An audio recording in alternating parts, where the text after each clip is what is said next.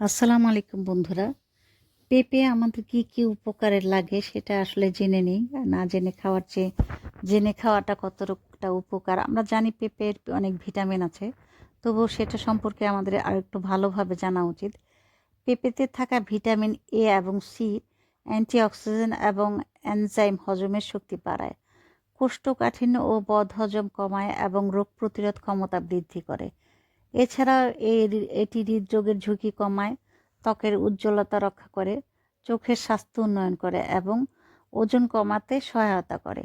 তো আমরা এই বিষয়ে সজাগ থাকি যে যখনই আমরা পাবো পাকা পেঁপে কিংবা কাঁচা পেঁপের তরকারি খাই, যেটা আমাদের জন্য অনেক অনেক বেশি ভালো। পেঁপের ক্যালোরি এবং কম ফাইবার বেশি, যা পেটকে ভরা রাখে। অতিরিক্ত খাওয়া কমাতে সাহায্য করে। এটি ওজন কমানোর জন্য একটি স্বাস্থ্যকর বিকল্প হতে পারে। আপনারা অনেকেই করি কি আমরা প্রতিদিনই চেষ্টা করি যে আমাদের যেন ওজন কমে যায়, আমরা খাবার কমিয়ে ফেলি কিংবা স্বাস্থ্য সচেতন হওয়ার জন্য আমরা ডায়েট কন্ট্রোল করি। তো আমার মতে ডায়েট না করে যদি আপনি পেঁপেটাও রেগুলার খান, তাহলে কিন্তু আপনার পেটটা ভরা থাকবে প্লাস ওজন কমাবে। এটা কারণ কি, আমরা পেটটা ভরা থাকলে খাবারটা কম খাবো, আর এটার ভিতর কিন্তু প্রচুর পরিমাণে ফাইবার আছে।